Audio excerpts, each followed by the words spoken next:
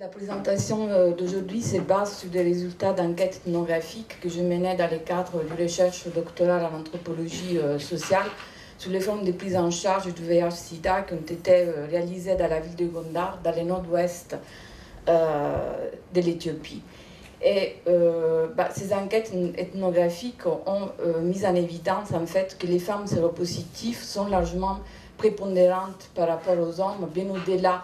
de l'écart de prévalence du VIH dans la population masculine et féminine affectée au sein des programmes de prise en charge globale du VIH-Sida. La prise en charge globale du VIH-Sida, j'entends bien entendu l'ensemble de mesures destinées aux personnes séropositives en vue de faire face aux nombreuses conséquences que la maladie engendre dans la vie des personnes affectées. Et en fait, cette prise en charge globale du VIH-Sida peut être aussi entendue comme un ensemble de droits sociosanitaires auxquels les malades ont accès, allant des soins palliatifs à différentes formes de support psychosocial jusqu'à des aides matérielles. Aujourd'hui, j'essaierai en fait d'analyser de façon critique cette surreprésentation féminine en essayant de voir comment c'est construit et en quoi c'est traduit cet accès à des droits sociosanitaires pour des femmes séropositives pour lesquelles l'accès à la prévention primaire et secondaire et aux soins du VIH reste encore inégalitaire par rapport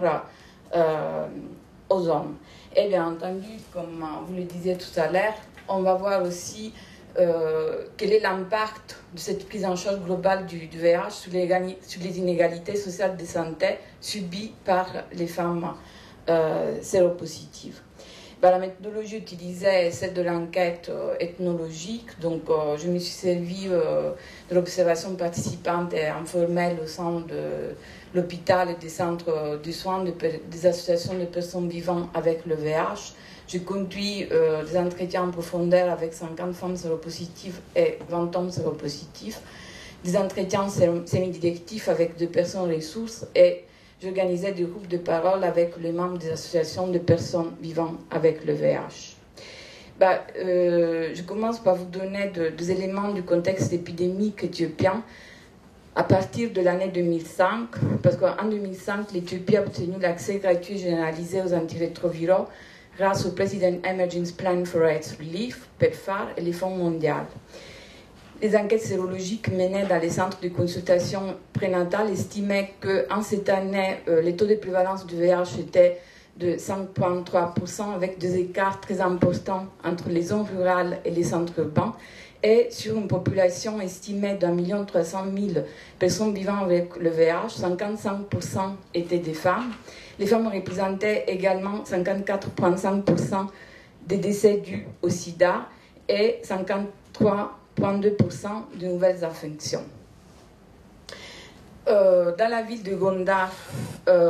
l'épidémie était quand même très... il y avait des taux de séroprévalence très élevés parce que se situe dans une région parmi les plus touchées et aussi une ville qui est caractérisée par des flux migratoires internes très importants. Mais c'est une ville aussi qui a pu bénéficier d'un accès aux antirétroviraux déjà en 2003-2004 grâce à un premier programme pilote qui a été mis en place dans l'hôpital. Alors, bien entendu, je n'ai pas apporté ici une table de données parce que j'ai essayé de réduire mon PowerPoint, mais je vous dis tout simplement que cet accès en 2003-2004, bien entendu, aux antirétroviraux a eu un impact significatif sur la condition des personnes vivant avec le VIH et surtout sur l'accès à des formes de prévention secondaire, donc l'accès au test du VIH dans les centres de dépistage volontaire. Et là, si vous me faites confiance, il y a un décalage encore très important entre les hommes qui sont plus prépondérants par rapport aux femmes qui font recours au dépistage volontaire et aussi l'accès aux antirétroviraux. On voit que bien que les femmes soient plus touchées par l'épidémie, elles commencent à avoir un accès plus important que les hommes au moment où l'accès aux antirétroviraux devient gratuit. et elles sont restées minoritaires par rapport aux hommes jusqu'au début de 2005, quand l'accès aux antirétroviraux n'était pas gratuit. Mis à part ces premières formes d'inégalité de genre par rapport à l'accès aux soins et à la prévention secondaire, je ne parle pas de la prévention primaire, les études sur VIH-Sida et femmes en Éthiopie sont structurées, comme dans la plupart des pays de l'Afrique subsaharienne et aussi dans notre pays, par la mobilisation d'images convenues de femmes dans l'expansion de l'épidémie, qui se base en fait sur des constructions du féminin, les femmes vecteurs, professionnelles du sexe, mais aussi le mère, dans la transmission mère-enfant, dans la potentielle transmission mère-enfant du VIH, pour passer après à l'autre construction de la femme victime du VIH qui est liée à l'introduction de ces paradigmes interprétatifs et opérationnels de la vulnérabilité qui a été introduit par l'ONU-SIDA au milieu des années 90, ou une autre construction genrée de la femme et la femme mariée. L'épouse qui ne serait pas en mesure en fait, de gérer les risques face à son conjoint, c'est une catégorie qui pose un nombre de problèmes à niveau sociologique, anthropologique. Tout d'abord parce qu'elle néglige complètement la variété des unions conjugales qui existent en Afrique, et en même temps elle néglige la complexité de la vie sexuelle des femmes. Au cours de mon terrain ethnographique, j'étais bien entendu confrontée à des réalités de la condition féminine qui étaient, si vous voulez, en contradiction et rupture avec ces images convenues d'une femme vulnérable. C'était plutôt une femme qui prenait des risques. Et donc j'étais confrontée au phénomène de mobilité de mobilité interne des femmes. C'est un phénomène observé dans plusieurs pays de l'Afrique subsaharienne. Mais voilà, en Éthiopie, c'est un phénomène qu'on fait remonter déjà à la fin du 19e siècle, et dont, par exemple, le géographe Jean-Marc Prost-Tounet parlait dans un article de 1974, dans des termes qui sont toujours pertinents pour la situation actuelle. Donc il parle d'un surplus de jeunes femmes adultes dans la ville de Gondar, formée presque uniquement de divorcées secondement de veuves, car il y a en Éthiopie, écrivait-il, et surtout dans les vieilles provinces d'Abyssinie, une énorme émigration de jeunes femmes divorcées et secondement de veuves vers les villes, surtout vers les petites villes. Or, une étude démographique réalisée en 2001 confirme que les flux migratoires internes sont dominés par la migration des femmes de la zone rurale vers la zone urbaine. Et selon ces études, il s'agit dans la plupart des cas de femmes séparées ou veuves. Sur 50 femmes séropositives que j'ai interviewées entre novembre 2007 et novembre 2010, ayant entre 18 et 40 ans, bien 39 étaient originaires de villages ruraux à des distances variables de la ville de Gondar, et elles avaient quitté leur village natal à un âge compris entre 10 et 20 ans, en se séparant de leur famille paternelle ou de leur conjoint. Et en même temps, ce phénomène de mobilité féminine inter est à mettre en lien avec un accès qui reste encore très discriminatoire pour les femmes au monde du travail. Mis à part un écart qui n'est pas tellement significatif sur le nombre de sans-emploi, de gens qui se déclarent sans emploi, c'est plutôt le fait que le secteur principal d'emploi de femmes est celui informel. Donc, elles travaillent, par exemple, comme employées à la maison, mais sans aucune forme de contrat de travail, fabrication et vente de boissons et toute une série d'activités qui, non seulement ne sont pas assez rentables, mais aussi ne donnent aucune forme de protection sociale. J'essaie de démontrer dans un article que l'épidémie de VIH-Sida était finalement un facteur de politisation de la condition des plus défavorisés, tout en présentant des limites et des paradoxes dans ces processus de politisation, que la diffusion du VIH-Sida a exacerbé la situation de précarité économique et de désaffiliation d'individus socialement défavorisés, menaçant à cause des de son étendue épidémique l'ordre social. De ce fait, l'épidémie a sollicité des réponses en faveur des personnes vivant avec le VIH, leur facilitant l'accès à des formes matérielles et symboliques de biens sociaux. Des corps vulnérables et souffrants aux marges de la communauté nationale se sont progressivement constitués en tant que sujets des droits grâce à la formation de nouveaux espaces sociaux et de paroles où des processus variés d'insertion économique et sociale ont été amorcés. La sous-représentation féminine des femmes dans ces espaces sociaux et de paroles au sein de ces programmes de prise en charge globale s'inscrit donc dans cette mesure prise en faveur de personnes plus défavorisées. Et là, je vais prendre juste en considération les dispositifs sociosanitaires qui sont mis en place dans cette association de personnes vivant avec le VIH, Frégotte Mabert, qui s'est composée en novembre 2010 de 354 femmes et 186 hommes. Donc l'association a été créée entre 2003 et 2004, parallèlement à la mise en œuvre de l'accès aux antirétroviraux, et les membres fondateurs étaient 25 personnes, dont 18 femmes et 7 hommes séropositifs. L'association a été créée grâce au support technique de HIV Prevention Control Office et d'autres organisations humanitaires internationales et non gouvernementales. Et les membres ont bénéficié de différentes formations dans les témoignages publics, les soins à domicile, la gestion des prêts et d'activités lucratives. Ils ont pu ainsi développer des modes de fonctionnement humain, je reprends les termes d'Amartya Sen Capabilities, pouvant les soutenir dans leur aspiration en vie digne et dans leur quête de bien-être. Ils ont pu construire en même temps de nouvelles relations de solidarité avec les autres membres de l'association, plus spécialement basées sur la socialisation des risques. Le projet associatif, donc, au niveau théorique, s'articulait autour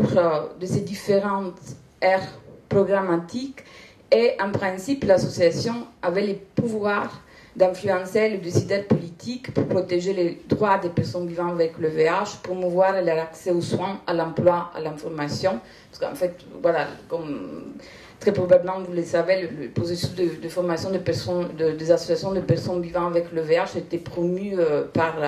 les JIPA à partir du milieu des années 90, et on peut retrouver ces associations dans la plupart des pays du Sud. Donc, les aires d'intervention, par exemple, aider les personnes vivant avec le VIH à améliorer leurs conditions économiques et de santé, supporter les orphelins et les enfants vulnérables. Entre 2003 et 2006, dans un contexte épidémique encore marqué par une mortalité très élevée des patients séropositifs, l'engagement des premiers membres de l'association s'orientait vers la promotion de l'accès aux tests de dépistage et au traitement au travers des témoignages de leur état de séropositivité au VIH et de soins à domicile. Je vous ai rapporté des extraits d'entretiens que je n'ai pas le temps de lire de membres de cette association des femmes séropositives. Et entre 2007 et 2009, au moment où le contexte épidémique traversait un lent et progressif processus de normalisation, les activités de témoignage public et les soins à domicile ne constituaient plus une priorité de l'engagement des membres de l'association. Et en même temps, Frégotte Mabert rencontrait des difficultés dans la recherche des fonds nécessaires pour son fonctionnement, qu'elle arrive à résoudre en septembre 2010, alors que l'association est liée à 3 bailleurs de fonds permanents et redéfinit son projet autour de 4 aires programmatiques principales, dont plus spécifiquement la réinsertion sociale et économique de patients à l'aide d'activités génératrices d'un revenu, de microcrédits et de la participation en projets de production agricole. En effet, de sa création, Frégotte Mabert a essentiellement attiré des malades socialement défavorisés qui étaient bénéficiaires de Red Cross Ethiopia ou Organization for Social Service for AIDS, et les membres de l'association qui étaient impliqués dans les témoignages publics, les soins à domicile, étaient indemnisés pour les frais de déplacement. Par la suite, c'est les personnels soignants de l'hôpital et des centres de soins qui orientent les patients vers l'association en les munissant d'un document qui atteste leurs conditions de grave précarité économique, voire d'indigence, et les autorise à bénéficier d'aide et d'un support psychosocial. En même temps, les motivations des personnes séropositives à y adhérer sont essentiellement liées au besoin de faire face à la situation d'insécurité économique et de marginalité sociale. Là, c'est une photo prise lors d'une assemblée générale de l'association. Et je vous rapporte là l'expérience de l'une des femmes séropositives, membre de l'association, qui a fait les tests de dépistage en 2007, en coïncidence de sa dernière grossesse, après un avortement naturel et la perte d'un bébé d'à peine un mois. Béranet découvre qu'elle est séropositive après une phase de déni, de non-acceptation de la maladie. En 2009, Béranet, qui était sous antirétroviraux parce qu'elle s'était rendue à nouveau suite à la contraction d'une maladie opportuniste à l'hôpital, devient membre de l'association, alors que son mari refusait toujours de faire les tests de dépistage, qu'elle disait se portait bien. Donc, oui, donc Béranet devient membre de l'association essentiellement pour faire face à une condition de précarité économique, mais en fait, jusqu'au moment où elle n'était pas entrée dans l'association, elle n'avait jamais fait allusion aux conditions de santé de sa fille Almas, qui était séropositive. Elle se regardait bien de rendre public son état de séropositivité au VIH, parce qu'en fait, elle craignait surtout de perdre le petit emploi intermittent qu'elle avait. Donc, elle adhère à Frégotte Mabel et en octobre 2010 arrive à bénéficier d'un microcrédit de 700 BIR. Là, je rapporte juste les propos de la présidente d'une association de femmes vivant avec le VIH, qui focalise aussi à nouveau les problèmes principaux de personnes vivant avec le VIH une fois que l'accès gratuit aux antirétroviraux a été mis en place, et leur précarité sociale et leur pauvreté. Alors, il faut dire que depuis 2006, le soutien alimentaire et nutritionnel de personnes vivant avec le VIH est devenu un élément incontournable dans la riposte globale contre l'épidémie, car ceux-ci ont non seulement des besoins énergétiques supérieurs aux personnes non infectées, mais les virus modifient aussi leur métabolisme et les empêchent de pleinement assimiler les nutriments. Or, au cours de mes observations dans l'hôpital et dans les centres de soins secondaires, j'ai pu constater que le risque de malnutrition des patients défavorisés n'attire pas une attention soutenue du personnel soignant, et leur orientation vers l'association est plutôt un devoir de santé qu'ils ont contracté en tant qu'obligation vis-à-vis de cet accès gratuit qu'ils ont obtenu, l'accès gratuit des médicaments qu'ils ont